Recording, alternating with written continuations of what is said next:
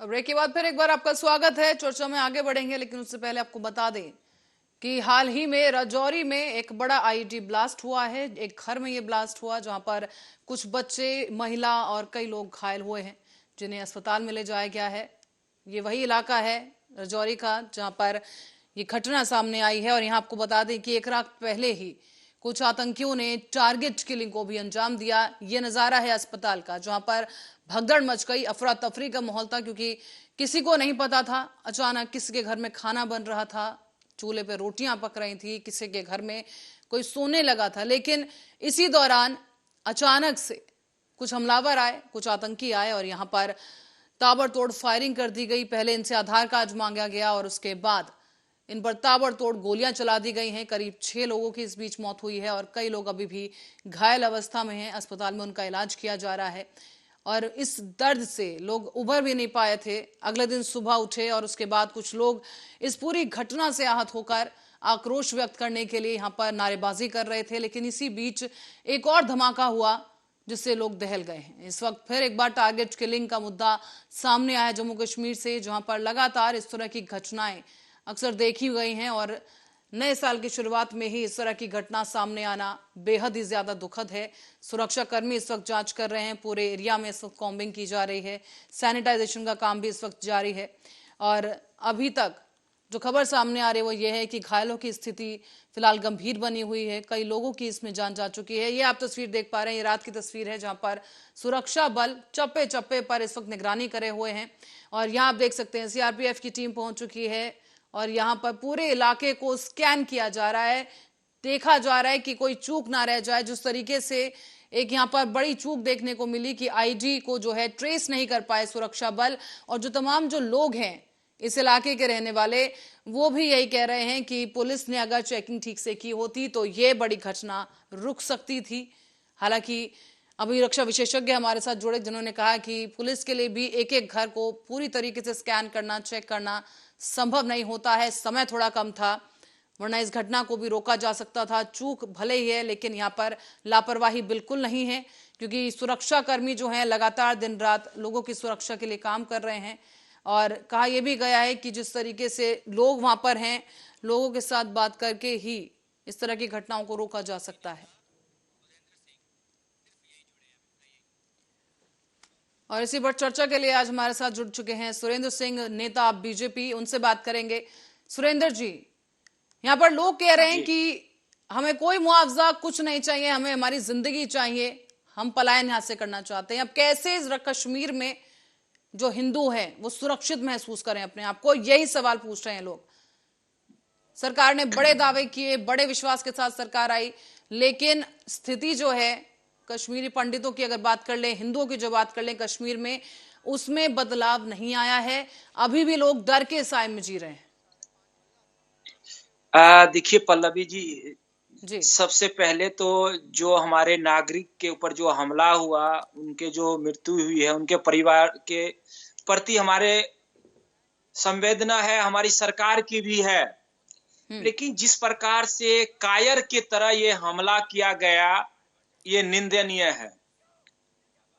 लेकिन आप देखिए पिछले 14 के बाद जिस प्रकार से भारतीय जनता पार्टी की सरकार बनी, उसके बाद जम्मू कश्मीर के अंदर 370 हटा और जो वहां पर जो पत्थरबाजी होता था उसको कम करने में जो सरकार कामयाबी हासिल जो किए, आज जो ये हो रहा है उसी का जो एक उदाहरण है कि वहां पे नहीं चाहता है कि वहां के जो हमारे पड़ोसी देश है वो नहीं चाहता है कि जम्मू यही सरकार कश्मीर आपकी है ना जो दावे कर रही थी कि कश्मीर अब सुरक्षित है और वहां से किसी को पलायन करने की जरूरत नहीं है। सुरक्षा के मामले पर सरकार आखिर कर क्या रही है, लोग यही जानना चाह रहे हैं। नहीं कि सुरक्षा बल के रहते इतनी बड़ी वारदात वहां पर कैसे हो गई? कि हमारी सरकार जो है हमेशा जो है नागरिक के हित के लिए काम करने के लिए सोचा है और जम्मू कश्मीर को एक नया जम्मू कश्मीर बनाना चाह रहा है।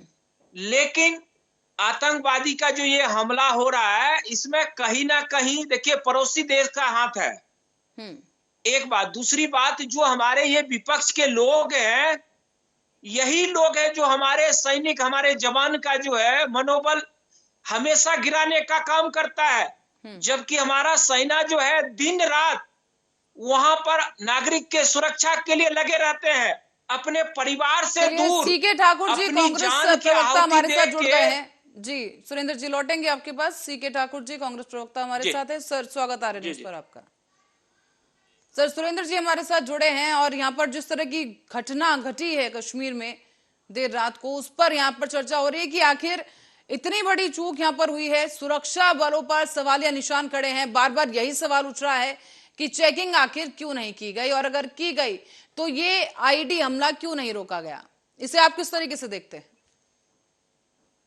देखिए, सबसे पहले तो हमारी पूरी संवेदना है उन परिवारों के साथ जिनकी हत्याएं हुई है, और कांग्रेस पार्टी इस हत्या की पूरी घोर निंदा करती है। मैं इस पे यह कहना चाहूंगा कि जो भी सिक्योरिटी सिस्टम है, मैं सैनिक पर भी सवाल नहीं उठा सकता क्योंकि सेना हमारे दिन रात वहां लगे रहते हैं, और चूंकि आतंकवादी जो होता है उसका एक अलग लेवल है, वो हमेशा सैनिकों को चकमा देने के चक्कर में रहते हैं। लेकिन जो सरकारी सिस्टम है, जो वहां की सरकार है, जो हमारे केंद्र में बैठी सरकार है, जो उनकी निंदा करने का कोई मतलब नहीं निकल रहा है, लेकिन यह घटना, इस पर सरकार को मैं यही कहूंगा कि सचेत होने की जरूरत है, ध्यान देने की जरूरत है। केवल हवाबाजी करने से काम नहीं चलने वाला है। देश में जितनी बुरी व्यवस्था है हर चीज पर, चाहे वो रोजगार का क्षेत्र हो या फिर ये सैनिकों का प्रॉब्लम है। अभी जो इन्होंने देखिए कहा कि 4 साल तक सैनिकों की नौकरी मिलेगी। सर मुद्दे से तो मत भटकिए, इस वक्त कश्मीर की बात हो रही है, थोड़ा सेंसिटिविटी रखिए यहाँ पर। हर चीज में राजनीति भी जरूरी नहीं होती है। यहाँ पर बात हो रही है लोगों की सुरक्षा की। यहाँ पर उनके ऊपर जान का संकट है। वो कह रहे हैं हम पलायन करने के लिए मजबूर हैं, अब कहाँ जाएं। सरकार ने पहले रोका कि पलायन नहीं करने की जरूरत है, लेकिन अब जो मौजूदा हालात खड़े हो गए कश्मीर में, आप उसे किस तरीके से देखते हैं? क्या मुख्य कारण इसका लग रहा है कि लगातार जो सुरक्षा कर्मी काम तो कर रहे हैं, लेकिन बावजूद इसके हमलों पर लगाम नहीं लग पा रही है? जी पल्लवी जी, देखिए, सरकार को हमला रोकने के लिए सैनिकों की पूरी व्यवस्था करनी पड़ेगी, चाहे हिंदुस्तान के कोने कोने से फौज उतारना पड़े। लेकिन यानी आप कह रहे हैं कि वहां पर सैनिकों की व्यवस्था पूरी नहीं है। सुरेंद्र जी जवाब दीजिए। यहाँ एक बड़ा आरोप लगा दिया कि सैनिकों की व्यवस्था पूरी नहीं है, इसलिए इस तरह की घटनाएं कश्मीर में घट रही हैं। मैं आपको बता रहा हूँ, वहां पे जो है जिस प्रकार से हमारे, चाहे वो जम्मू कश्मीर का पुलिस हो, चाहे वो केंद्रीय सैनिक बल हो, चाहे आर्मी हो, ये तमाम सैनिक जो है जम्मू कश्मीर के अंदर अपना काम पूरे 100% कर रहा है। इसमें कहीं से कोई शक नहीं है।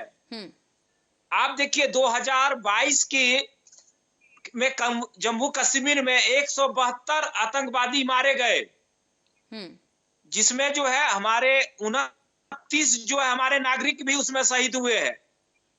93 मतलब 93 बार जो है मुठभेड़ हुआ आज आतंकवादी के साथ।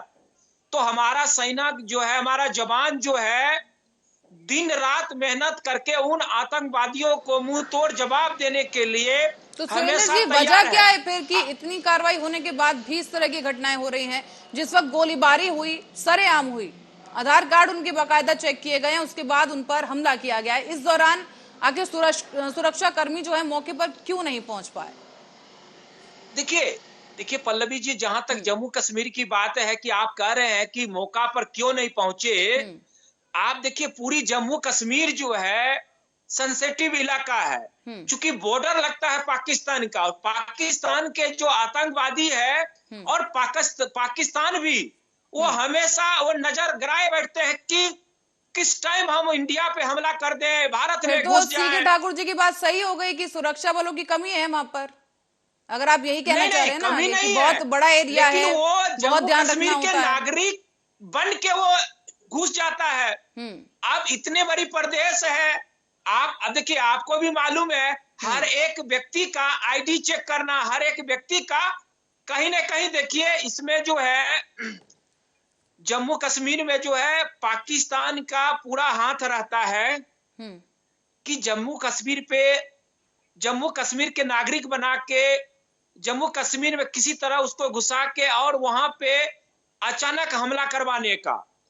तो वो अब जो वहां हमारे सुरक्षा कर्मी है, उनमें चूक यही हुई है कि उनको अब हर एक व्यक्ति को जांच करे तो भी एक सवाल उठता है।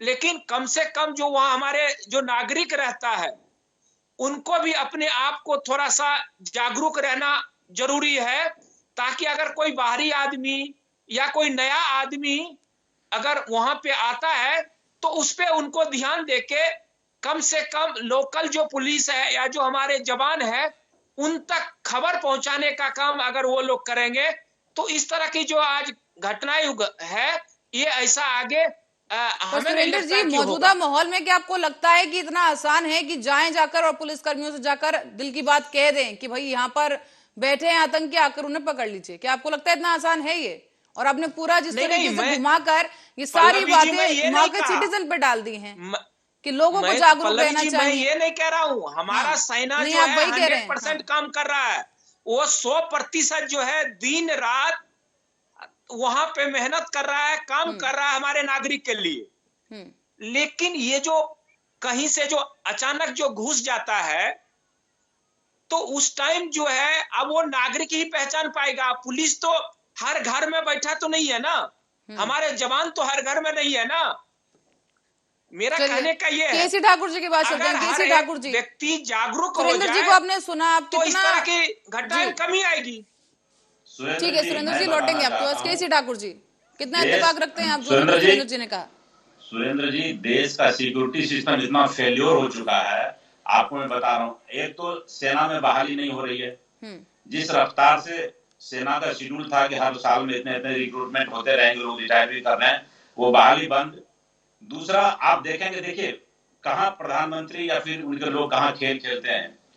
सबसे सेंसिटिव एरिया है एरोप्लेन जहां लैंड करता है, एयरपोर्ट एरिया है, वहां से भी इन्होंने सरकारी सिक्योरिटी को हटा दिया, सीआईएसएफ के लोगों को बिल्कुल खत्म कर दिया है। केवल जहां पे स्कैन करता है सिर्फ वहां सिक्योरिटी सिस्टम है, नहीं तो फिर अडानी जी का सिक्योरिटी सिस्टम है, जो अनट्रेंड लोग है। उसी ढंग से सेना की बहाली करनी पड़ेगी और बॉर्डर एरिया पे हमारे काफी ट्रेंड लोगों को और ब्रैकेटिंग एरिया जहां पर है, वहां लोगों को मजबूत करना पड़ेगा। केसी ठाकुर जी, हाल ही में जो ये हत्याएं हो रही हैं, क्या आपको कोई पैटर्न दिख रहा है इनमें कि कम महत्व के टारगेट को युवाओं ने पिस्टल से निशाना बनाया?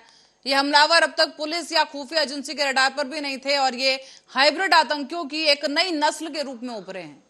ये कैसे लोग होते हैं जो अचानक आसान लक्ष्य को टारगेट करते हैं, फिर समाज में घुल मिल जाते हैं, जो स्लीपर सेल भी कहलाते हैं ये कुछ लोग, और अचानक से फिर इस तरह की वारदातों को अंजाम देते हैं? जी, ऐसे लोगों को चेक करना है। क्योंकि मैं बता रहा हूं कि जो अफगानिस्तान है, देखिए पाकिस्तान को पार करके अफगानिस्तानी लोग भी वहां पर आकर के मौजूद है कश्मीर में। क्योंकि अभी को हमारे कुछ मित्र आए थे वहां से, उन्होंने कहा कि जो कश्मीर का बॉर्डर एरिया है, उस एरिया में अफगानी लोग भी आकर के रहते हैं, वो आतंकवादी का काम करते हैं। तो ऐसे लोगों को भी चिन्हित करने की जरूरत है। तो घर घर की तलाशी लेना भी संभव है। हर घर में लोगों को अपना आइडेंटिटी कार्ड देकर, आज तो आधार सिस्टम है, कौन कहां से आया, कैसा आधार बनाया, सब देखने की जरूरत है। तो सारे सिस्टमों को वहां पे बॉर्डर एरिया में हमको और भी मजबूत करने की जरूरत है। मतलब हमारी सिक्योरिटी और बढ़ाने की जरूरत है पल्लवी जी वहां पे। जी, पर सीके ठाकुर जी, आपकी सरकार भी थी ना उधर गठबंधन में, तो उस दौरान क्या आपको नहीं लगता कि वहां पर तब भी कुछ काम इसी तरह के करने की जरूरत थी जिसकी नसीहत आप अब दे रहे हैं? और ये स्लीपर सेल रातों रात क्योंकि नहीं बनते हैं, कई पुराने ये संगठन होते हैं जिस तरीके से जिन्हें एक्टिव किया जाता है समय आने पर। नहीं, देखिए सरकार चूंकि प्रत्येक दिन आप देखिए सब कुछ सिस्टम जो नया नया आते जा रहा है। आज कंप्यूटर का एज है, कंप्यूटर सिस्टम सब कुछ को कैसे हम मॉनिटराइज कर सकते हैं, उसको मॉनिटरिंग कर सकते हैं। तो अब चूंकि उस बार सरकार थी, उस समय हो सकता है कंप्यूटर का काम और भी धीमा था, अब और फास्ट हो गया। तो हमको जैसे जैसे सिक्योरिटी सिस्टम को फास्ट करने की जरूरत है वो करेंगे। लेकिन माननीय प्रधानमंत्री या फिर इनके जो राज्यों में लोग हैं, वो सिर्फ प्राइवेट एजेंसी को सिक्योरिटी सिस्टम देने से काम नहीं चलने वाला है। हर जगह आप देखेंगे फिर कोई कभी घटना घटेगी, लोग कहेंगे कि एरोप्लेन का फिर हैक हो गया, क्योंकि वहां से भी सीआईएसएफ के लोगों को हटाया जा रहा है। तो ऐसे ही कई जगह है, कई संस्थाएं हैं जहां से सिक्योरिटी सिस्टम को ये लोग हटा हटा के प्राइवेट लोगों को दे रहे हैं। प्राइवेट एजेंसी से काम नहीं चलना है। हमारे सरकार को कम से कम सिक्योरिटी सिस्टम के लिए सैनिकों को मजबूत करना पड़ेगा, चाहे जो भी विंग हो। चाहे जो भी सैन्य संगठन है उसको मजबूत करने की जरूरत है, उसमें रिक्रूटमेंट की जरूरत है और अधिक से अधिक बहाली करने की जरूरत है। और ये 4 साल के लिए नहीं, उसको पूरे जो उसका सिस्टम है जो था उस पर ही करने की जरूरत चलिए पड़ेगी। सुरेंद्र जी से ये जवाब लेते हैं। जरूरत है। सुरेंद्र जी, यहाँ पर कहीं ना कहीं सीके जी ने यही कह दिया है कि जिस तरीके से जो हाईटेक चीजें अब हैं वो पहले नहीं थी, इसीलिए अब एक बेहतर अवसर है सेना के पास कि इन घटनाओं को रोका जा सके। आप इस पर क्या राय रखेंगे? देखिए पल्लवी जी, सीके भाई ने जिस प्रकार से अभी कहा, लेकिन उससे पहले आप देखिए, जब हमने पाकिस्तान के ऊपर हमला किया, देश के अंदर एक तरह से ऐसी खुशियां थी, लेकिन जो हमारे विपक्ष के लोग थे वो सबूत मांगने लगे, हमारे सेना का मनोबल और गिराने का काम किया। कम से कम जो विपक्ष के लोग थे, अगर आज वो ये कहते कि हमारा सेना ने अच्छा काम किया, हमारा जवान ने अच्छा काम किया, तो उनका मनोबल बढ़ता। आज आप चाइना की देख लीजिए, अभी 2-3 दिन पहले राहुल गांधी जी कह रहे थे, बातें आप मत घुमाइए, चाइना पाकिस्तान यहाँ मत पहुंची, पहले कश्मीर की बात कर लीजिए। इस वक्त जो हालात वहां पर हैं सिर्फ उन्हीं पर रही है सर, कि यहाँ पर आपको क्या लगता है कि सरकार लगातार मीटिंग कर रही है, बैठकें कर रही है, क्या उसका कुछ असर दिख पा रहा है कश्मीर में? क्योंकि हमें तो नहीं दिख रहा है, घटनाएं नहीं रुक पा रही हैं। देखिए पल्लवी जी, 2014 के बाद से और अब तक आप देखेंगे तो बहुत चीज वहां पर बदला हुआ है। बहुत वहां पे जो आतंकवादी हमला होता था उसमें बहुत गिरावट आया है। ऐसा नहीं है कि वहां पे ऐसा ही छोड़ दिया गया है। जम्मू कश्मीर को नया जम्मू कश्मीर बनाना है। इस नए जम्मू कश्मीर बनाने में पूरी इंडिया का हर एक आदमी, हर एक व्यक्ति का सहयोग चाहिए। सुरेंद्र जी, क्या उस नए जम्मू कश्मीर में हिंदू रह पाएंगे या उन्हें बाहर रहना पड़ेगा? क्योंकि वो तो यहाँ पर रहने के लिए सुरक्षित महसूस नहीं कर रहे हैं। वो कह रहे हैं हमें तो पलायन करने की स्थिति आ गई है, हमें हमारे बच्चे वापस कर दो जिनकी मौत हो गई है। बहुत ज्यादा आक्रोश यहाँ पर लोगों के बीच में है, सुरक्षा बलों के लिए खासतौर पर आक्रोश है। सरकार वापस कैसे उनका भरोसा जीत पाएगी, ये मैं आपसे जानना चाहती हूँ। हाँ पल्लवी जी, जम्मू कश्मीर पूरे भारत का है, चाहे वो हिंदू हो, मुस्लिम हो, सिख हो, ईसाई हो, ये सब हर एक व्यक्ति का है। हिंदू को तो बचा ही नहीं पा रही है आपकी सरकार, टारगेट किलिंग की जा रही है उनकी। बाहर से कोई मजदूर अगर वहां पर काम कर रहा है उसको मार दिया जा रहा है, कोई टीचर वहां पर बच्चों को पढ़ा रही है तो उसे मार दिया जा रहा है। उनका क्या दोष है? और सरकार जो इतने बड़े दावे लेकर आई थी वो विफल होते नजर आ रहे हैं। पल्लवी जी, 2014 के बाद जम्मू कश्मीर को अगर छोड़ दिया जाए, आप हमको बताइए पूरे देश के अंदर कहां पे आतंकवादी हमला हुआ? आप 2014 से पहले आप देखिए ना, तमाम जगह भारत के हर कोनों में आतंकवादी हमला होता था। ये होता था या नहीं होता था? सीके जी, सुरेंद्र जी ने कहा है 2014 से पहले स्थिति अलग थी और उसके बाद बेहतरी आई है, हमलों में कमी आई है। नहीं, यानी आपकी सरकार में आतंकी हमले हो रहे थे कि हमारा सिस्टम अपडेट होते जा रहा है। उग्रवादी गतिविधि आप देखेंगे, उग्रवाद की गतिविधि भी उसी समय से कम हो रहा था, आतंकवाद की गतिविधि भी कम हो रहा है, तो धीरे धीरे कम होते जा रहा है क्योंकि हमारा सिस्टम अपडेट होते जा रहा है। सैनिकों को, पुलिस को पहले खबर मिल जाती है कि कहाँ पे क्या होने वाला ये घटना है, तो अपडेट हो रहा है। ठीक है, ये अच्छी बात है। जम्मू कश्मीर में मैं ये कह रहा आप कह रहे हैं कि आपके समय में इतना भी हाईटेक नहीं था कि आपको पता चल जाए। पहले आईबी और रॉ पहले काम नहीं कर रहे थे, क्या अचानक से वो भी आ गए? पता चल, इसी तो रुकता था जो गतिविधियां थी। ऐसा नहीं कि नरेंद्र मोदी जी आए और कुछ ऐसा जादू कर दिया, जादू नहीं है, ये सिस्टम काम कर रहा है। लेकिन आज जिस ढंग से सैनिकों के सुरेंद्र जी यहाँ पर कह रहे हैं कि हमलों में कमी आई है, क्या आप भी यही मानते हैं कि 2014 के बाद से हमलों में कमी आई है? कांग्रेस राज में कश्मीर में ज्यादा हमले किए गए या देश में ज्यादा आतंकी हमले हुए? नहीं, ऐसा हम नहीं मानते।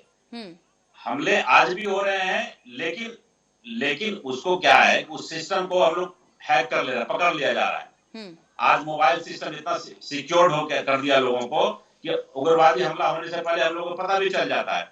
उन्होंने प्रयास उनका जारी है, आतंकवादियों का प्रयास हमेशा जारी है। हाँ, उस समय सिस्टम कम था, इसलिए ऐसा नहीं कि कांग्रेस के समय हम 100 प्लान बनाते थे उग्रवादी तो कम से कम 40-50 पकड़ाते थे। आज उतना बना रहे हैं तो लगभग मैक्सिमम पकड़ाते हैं, लेकिन आज भी लोगों की योजना बन रही है, जिसके कारण यहाँ पे हो रहा है। जम्मू कश्मीर में जहां घटनाएं घटी या घटती आ रही, हिंदू जो हमारे पंडित हैं या हमारे हिंदू हैं वहां पर, उनके लिए माननीय वहां पे राज्यपाल हमारे राज्यपाल हैं मनोज सिन्हा जी, मैं उनसे यही कहूंगा कि वहां एक ऐसी व्यवस्था हो कश्मीरी हिंदुओं के लिए, कश्मीरी पंडितों के लिए, कि उसका पूरा घेराबंदी करके उनका सिक्योरिटी देने का काम करे। अब घर घर सिक्योरिटी पॉसिबल नहीं है, लेकिन एक सिक्योरिटी अलर्ट करके वहां पे व्यवस्था करें कि पुलिस वहां तुरंत पहुंचे। पर सीके जी, आप किस तरीके से देखते हैं इसे? जैसे कि राजौरी की अगर हम बात करें तो सीमा से बिल्कुल लगता हुआ सा क्षेत्र है, आसपास जंगल भी हैं घने, तो ऐसे एरिया में सुरक्षा को किस तरीके से और बेहतर बनाया जा सकता है? नहीं, एक तो देखो बारबेटिंग करके उसको किया जा सकता है। दूसरा सिक्योरिटी अलर्ट, जो आज कंप्यूटर के सिस्टम में सिक्योरिटी अलर्ट का सिस्टम आया, हर घर में वो जाएगा, वो बेल बजाएगा और पुलिस को कानों का खबर जाए। जो अमेरिकी सिस्टम है, जहाँ पे आप देखेंगे कि अमेरिका में जब बच्चा रोता है घर में, तो पुलिस को खबर मिलती है कि भाई इस घर में बच्चे रो रहे हैं, और वो पुलिस पहुंचती है, भाई क्या है, माता पिता उसको दंड तो नहीं दे रहे हो तुम। चलिए, आप यानी आप कह रहे हैं कि एक सिक्योरिटी सिस्टम होना चाहिए। सुरेंद्र जी, बिल्कुल सिक्योरिटी सिस्टम। सुरेंद्र जी, आप क्या कहेंगे इस पूरे सुझाव यहाँ पर एक सीके जी ने हमें दिया है कि घरों में सिक्योरिटी सिस्टम अगर हो तो सुरक्षा बलों को भी थोड़ी आसानी हो जाएगी घटनास्थल पर पहुंचने के लिए? पल्लवी जी, जब से हमारी सरकार जम्मू कश्मीर के अंदर है, आप देखे होंगे कि हम वहां के जो लोकल लोग हैं, जो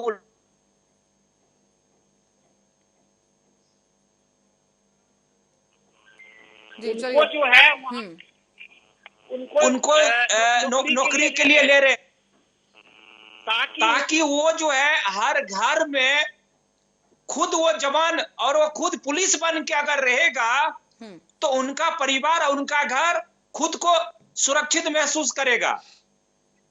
और जहां तक देखिए, आज सेना की जहां तक बात है, 14 के बाद आप देखिए क्या बदलाव आया है। जब इनकी सरकार थी तब सेना के पास तो बुलेट प्रूफ जैकेट भी नहीं होता था। आज आप देखिए हमारे सेना के पास बुलेट प्रूफ जैकेट हो, ये तमाम सुविधा जो है हमारी सरकार देने का काम किया। इन्होंने तो सिर्फ रेफेल में ही उलझ के रह गए। आज हमारे पास एक से एक ऐसा ताकतवर सामान है जो कि हम, चाहे वो पाकिस्तान हो चाहे चाइना हो। सुरेंद्र जी, सीके जी भाई तो कह रहे हैं कि उनके समय में इतना हाईटेक नहीं था, इतनी टेक्नोलॉजी नहीं थी। सीके जी भी तो वही कह रहे हैं। सुरेंद्र जी मैं बता रहा हूँ, आप कह रहे हैं बुलेट प्रूफ तो तब भी था, आज भी है, लेकिन बुलेट प्रूफ की बात आप कर रहे हैं, उसके बावजूद भी हमारे सैनिक सबसे अधिक मारा जा रहा है वहां पे। आपको पता है क्या? सरकार को नियम में तब्दीली करनी पड़ेगी। हमारे सैनिक नहीं मरे, हमारी जो वहां के लोग, आम लोग है, वो उनकी मृत्यु नहीं हो। आतंकवादियों को पहचानने की जरूरत है, सिक्योरिटी अलर्ट करने की जरूरत है। ये सब करना, मैं निंदा नहीं कर रहा हूं, मैं सजेशन दे रहा हूं कि सरकार जब वहां है, माननीय राज्यपाल जी हैं हमारे, महामहिम मनोज सिन्हा जी, या उनका जो सिस्टम काम कर रहा है, सारे लोगों को यह देखने की जरूरत है कि वहां कैसे हम सिक्योरिटी करें। माननीय प्रधानमंत्री का आदेश, उनके मित्र जो है, तथाकथित लोग आज कह रहे हैं कि अडानी जी मित्र हैं, उनको सारा सिक्योरिटी सिस्टम दिया जा रहा है, तो इस पर रोक लगाने की जरूरत है। आज सिक्योरिटी सिस्टम बहुत फेल हो रहा है हमारे देश में, उसको देखने की जरूरत है। हमको यहाँ देखिए बिजनेस व्यवसाय नहीं करना है, देश की आम जनता को कैसे न्याय मिले, कैसे सुरक्षा मिले, उसकी जरूरत है, उसको पूरा करने की जरूरत है। लेकिन माननीय प्रधानमंत्री जी के सहयोग से आज एक आदमी इस देश का राजा बन रहा है और गरीब जो है गरीब होते जा रहा है। हमारा सिक्योरिटी सिस्टम फेल हो रहा है, सुरेंद्र जी, बेरोजगारी की संख्या बढ़ती जा रही है। लौटेंगे आपको। सुरेंद्र जी, जिस तरीके की यहाँ पर बात उठाई जा रही है बार बार कि जिस तरीके से इस वक्त सुरक्षा को हाईटेक करने की जरूरत है, और इसी वजह से जो है थोड़ा मदद भी मिल सकेगी अगर वहां पर सिक्योरिटी अलर्ट वहां पर कुछ लगा दिया जाए लोगों के घरों में, खासतौर पर ऐसे इलाकों में जो कि सेंसिटिव एरियाज में आते हैं।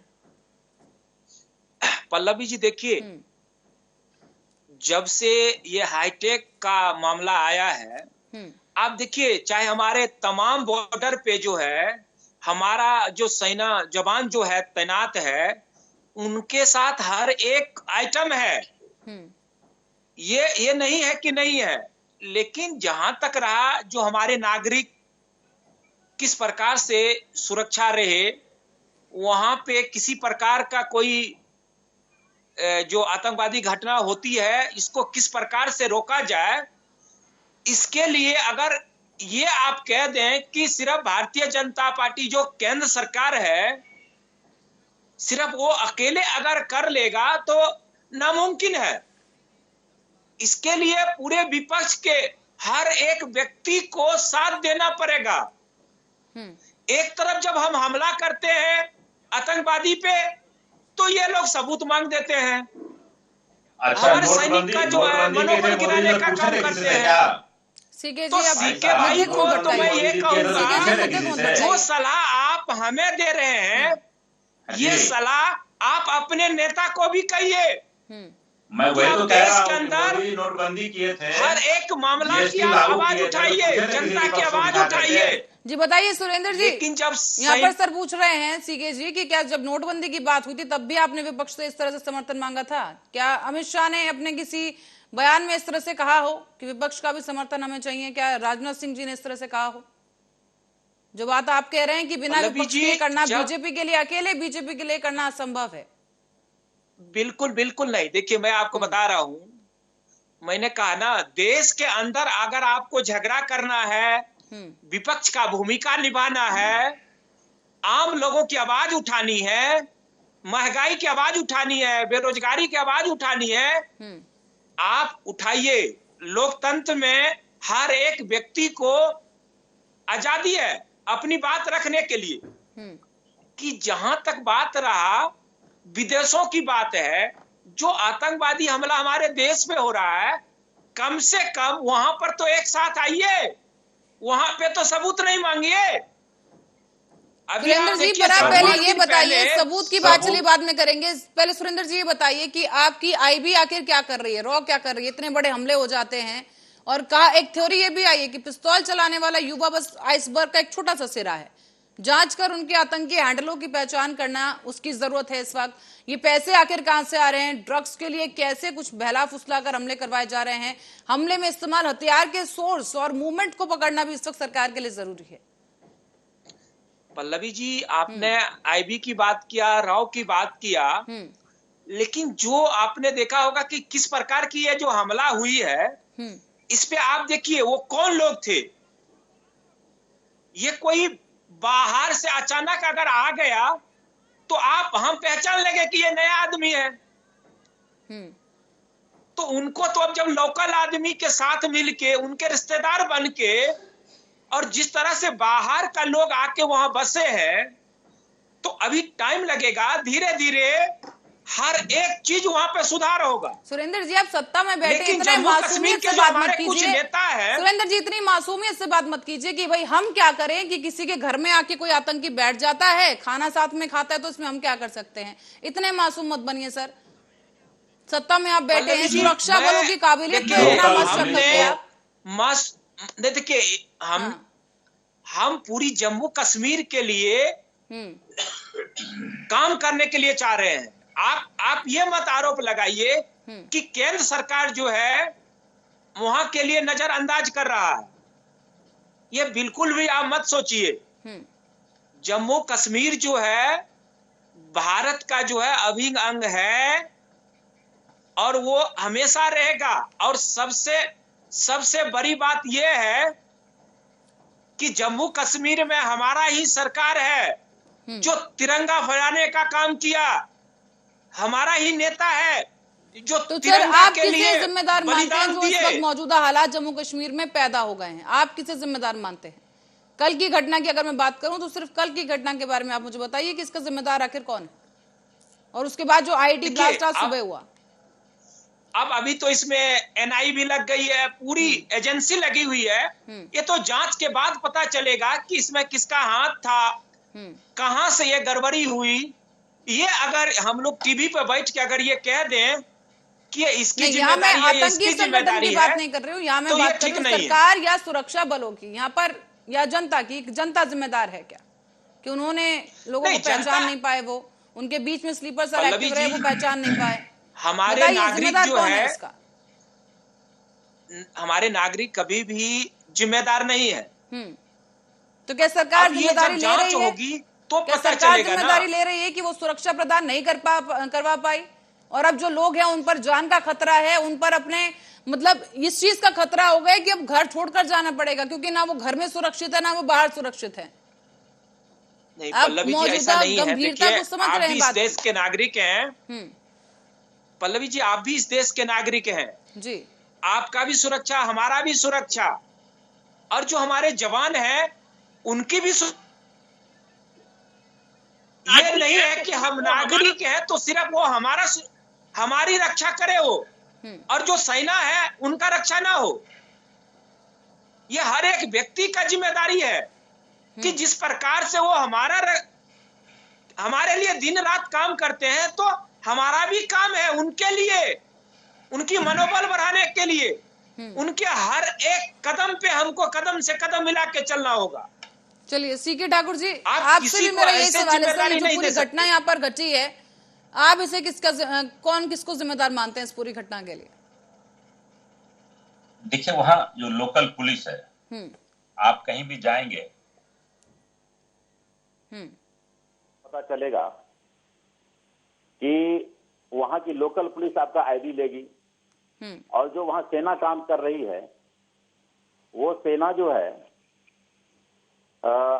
वहां का सेना लोकल पुलिस से टैग्ड रहता है, और लोकल पुलिस अपने मोहल्ले में, अपने टोले में एक एक लोगों के एक्टिविटी पर नजर रहता है, उसका स्पाई रहता है, सब कुछ रहता है। वो बताता है कि ये किस गतिविधि का आदमी, चूंकि जम्मू कश्मीर सेंसिटिव एरिया, कश्मीर खास करके राजौरी एरिया जो है, तो वहां तो और भी पुलिस को एक्टिव रहने की जरूरत है। तो राजौरी एरिया में पुलिस को ये चाहिए था कि अपने सैनिक को बताते कि यहाँ कौन आतंकवादी एक्टिविटी के लोग रह रहे हैं, कौन कौन लड़के आए, कौन नया, सब कुछ नजर रहना चाहिए। ठीक है, चूक होती है, कहीं कहीं चूक हो भी जाती है, लेकिन आगे जो भी घटनाएं हो, मैं तमाम वहां के हिंदू संगठनों से, वहां के तमाम हिंदू जो हमारे मित्र हैं उनसे, जो कश्मीरी पंडित है उनसे आग्रह करूंगा कि वो सामना करने की कोशिश करें। वो आतंकवादियों से डरने की जरूरत नहीं है। आप भी वहां लोकल एक्टिविटी को, पुलिस को बताने का काम करें, और सैनिकों को बताने का काम करें कि हमारे यहाँ ये गतिविधि चल रही है। ये बीते कुछ सालों की अगर बात की जाए तो टारगेट किलिंग के मामले बढ़ने लगे हैं, इसकी जिम्मेदारी किसकी है? क्या लगता है कि मुख्य कारण आखिर क्या है कि इस तरह से टारगेट किलिंग की जा रही है? पहले सुरक्षा बलों को निशाना बनाया जाता था, लेकिन अब सॉफ्ट टारगेट, क्योंकि यहाँ पर लोग मिल जाते हैं आसानी से, तो उन्हें टारगेट बनाया जा रहा है। हाँ, ये देखिए एक बड़ा साजिश है विदेशों से, जैसे पाकिस्तान से हो या अफगानिस्तान से। आप अफगानों को कम में नहीं लें। अफगानी जो लोग हैं, अफगानिस्तान के लोग भी कश्मीर के बॉर्डर पे आके रह रहे हैं, पाकिस्तान को साथ दे रहे हैं।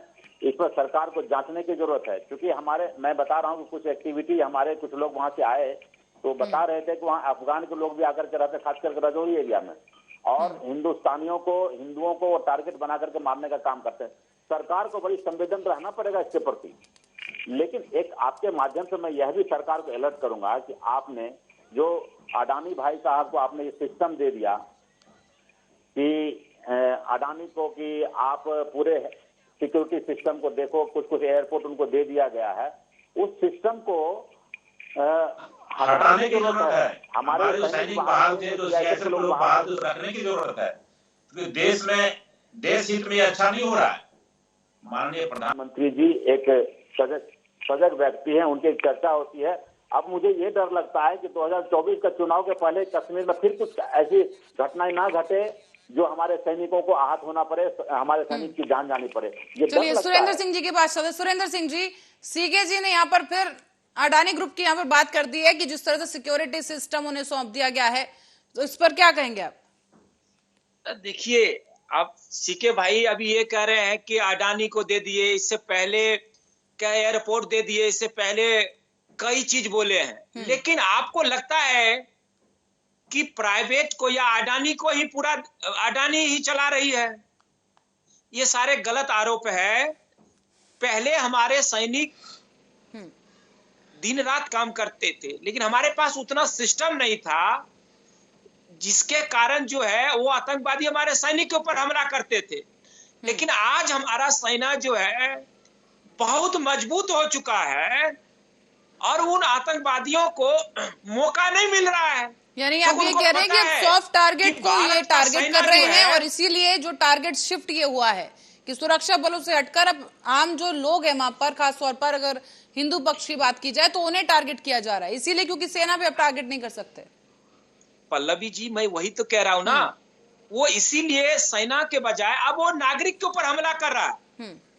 अब जिस प्रकार से जम्मू कश्मीर के अंदर अगर हमारा नागरिक सेना के साथ कदम से कदम मिला के चलने लगे बिना डरे और उनके साथ मिल के अगर मुकाबला करे, हर एक गतिविधि पर अगर ध्यान दे, तो मैं कहता हूं आपको कि जम्मू कश्मीर के अंदर एक भी हमला नहीं होगा।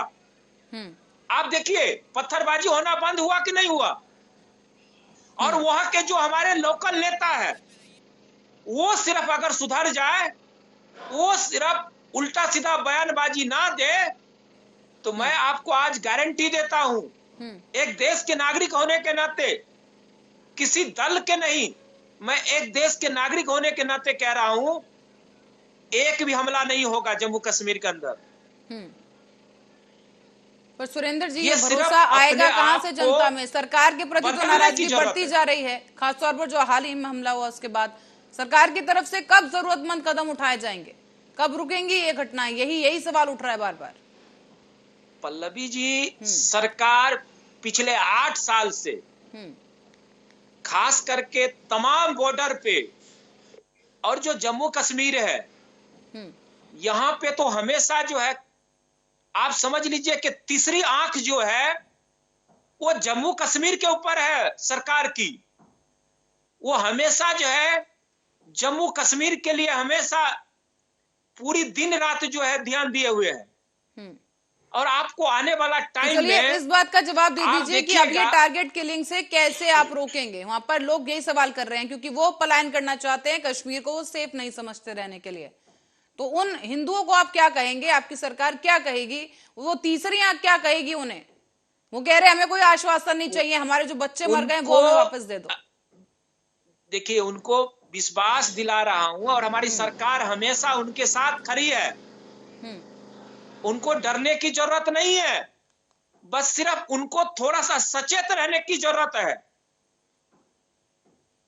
एक भी हमारे नागरिक जो है जम्मू कश्मीर के अंदर जो आज कायर की तरह हमला हुआ है, ऐसा आपको आने वाला टाइम में आपको नजर नहीं आएगा। चलिए, बड़ा दावा यहाँ पर सीके जी, सुरेंद्र जी ने कर दिया है, आप इसे किस तरीके से देखते हैं?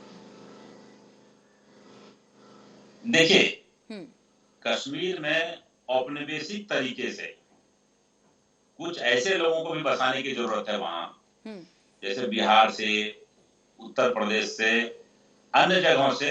वहां के थोड़ा सा जो 370 खत्म हुआ है, तो लोग वहां पर भी जमीन परचेज करे, जमीन खरीद करके वहां बसे। कुछ हिम्मतवाद लोगों को भी वहां बसाने की जरूरत है। कश्मीर के जो हिंदू रहे हैं, क्या आपको लगता है मौजूदा हालात इस बात की इजाजत दे रहे हैं कि वहां से बाहर से लोग आए, और क्या उनमें इस तरह की हिम्मत आ पाएगी कि ऐसी जगह पर रहें जहां पर आए दिन इस तरह से टारगेट किलिंग हो रही है?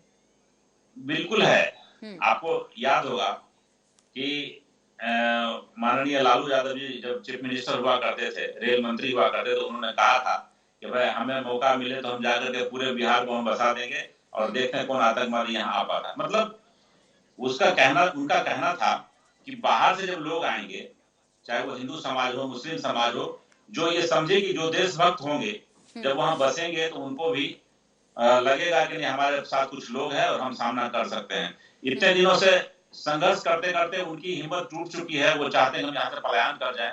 लेकिन हम आज आपके माध्यम से उनसे विनती करेंगे कि वहां से भागने की जरूरत नहीं है। हम लोग को माननीय प्रधानमंत्री से आग्रह करेंगे, हम लोग ऐसे आदमी को भी बुलाएं और वहां कहें कि तुम बसो, यहाँ रहो, तो हम लोग उसको हिम्मत दे सकते हैं, आगे बढ़ा सकते हैं इस कारवां को, कि हमारे लोग वहां हिम्मत ना हारे।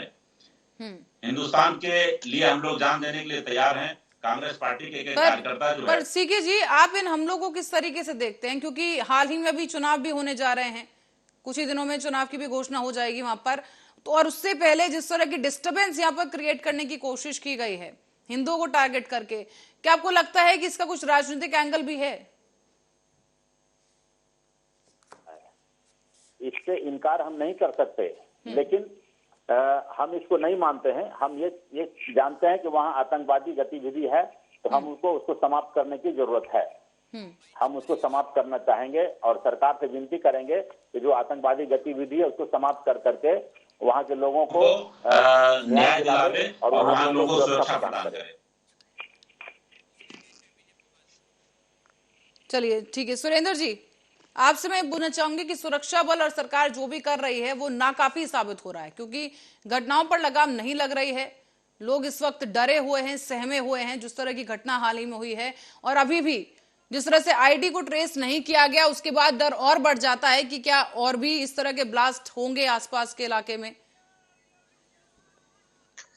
देखिए, आप ये नहीं कह सकते हैं कि जो आईवी की जो ब्लास्ट हुई है तो उसमें हमारा सैनिक का वहां कोई गलती है, हमारे जवान का कोई गलती है। अब क्या है, जब जहां पे एक पूरा गांव बसा हो, आप वहां पे ये नहीं कह सकते हैं कि कहां पे क्या है, कैसे क्या है। लेकिन पर सुरेंद्र जी, जो ये छोटे छोटे हमले हैं, क्या बड़ा डर पैदा करने की कोशिश कर रहे हैं, क्या लगता है आपको? देखिए पल्लवी जी, ये जो छोटी छोटी जो हमला कर रहा है, इनका एक ही उद्देश्य है कि जम्मू कश्मीर के अंदर, जैसे आपने अभी कहा कि वहां आने वाला टाइम में चुनाव होगा, सत्ता बदला जाएगा, वहां पर बहुत चीज की बदलाव होगा, बहुत बदलाव होगा। जैसा अभी सीके ठाकुर भाई ने कहा कि वहां पे बाहर के लोगों को भी बसाने की जरूरत है, मैं सहमत हूं, लेकिन वो तब वहां पर बसाया जाएगा जैसे वहां पर चुनाव होगा, सत्ता बदली जाएगी और वहां पर उद्योग लगेगा, वहां पर स्कूल कॉलेज फिर से सुचारू रूप से चलना शुरू होगा, तमाम चीज जब व्यवस्था वहां पर अच्छा होगा और जब बाहर के लोग जाके वहां बसने लगेंगे, आप देखेंगे कि ये जो हमला वाला जो है ना, ये सब डर के जो है सब अपने अपने घर में बैठ जाएंगे। सिर्फ उनको अभी ये सोच रहा है कि छोटी मोटी हमला करके सिर्फ डरा दो, ताकि आने वाला टाइम में चुनाव जो है सही ढंग से ना हो, नागरिक डर जाए, नागरिक बाहर ना निकले वोट के लिए। तो यही एक कारण है जिससे वो जो है छिटपुट जो ये छोटा मोटा जो हमला कर रही है, ताकि वो नागरिक को डराने का काम कर रहा है। चलिए, बहुत बहुत धन्यवाद आपका। सुरेंद्र जी हमारे साथ बीजेपी नेता जुड़े और सीके जी हमारे साथ प्रवक्ता कांग्रेस। आप दोनों गेस्ट को बहुत बहुत धन्यवाद हमारे साथ चर्चा में जुड़ने के लिए। आपको बता दें कि आतंकवादियों ने एक बार फिर से घाटी और 90 के दशक को धकेल दिया है, जहां घाटी में चारों तरफ केवल चीख पुकार सुनाई देती थी। आतंकवादी हर रोज घटनाओं को अंजाम देकर सेना और प्रशासन के लिए चुनौती बनते जा रहे थे। और जिस प्रकार से हिंदुओं की हत्याओं में तेजी आ रही है, देखा जा रहा है कि इस वक्त जो है हालात बहुत संजीदा हो चुके हैं जम्मू कश्मीर में। हालांकि सुरक्षा बल इस वक्त तैनात हैं, चप्पे चप्पे पर नजर रखी जा रही है और मौजूदा हालात इस वक्त जो बने हुए हैं कश्मीर में वो वाकई चिंताजनक है। और जिस प्रकार से हिंदुओं की हत्याओं में तेजी आ रही है, उसके बाद एक बार फिर सवाल सामने आ गया कि क्या जिस आतंकवाद के खात्मे के लिए जो अभियान चलाए गए थे उसमें कहीं कमी रह गई। चक्रव्यूह में आज के लिए फिलहाल इतना ही। आप बने रहे हमारे साथ, देखते रहे आर्या न्यूज।